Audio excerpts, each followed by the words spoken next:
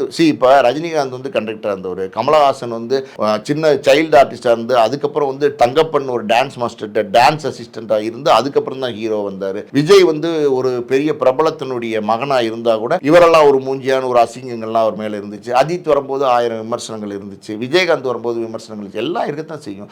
Vijay Sethupathi, Vimal மாதிரியானுங்க junior ஆர்டிஸ்டாக இருந்து தான் வந்தாங்க. கஷ்டங்கள்ங்கிறது வந்து எல்லாரும் தான் பட்டிருக்காங்க.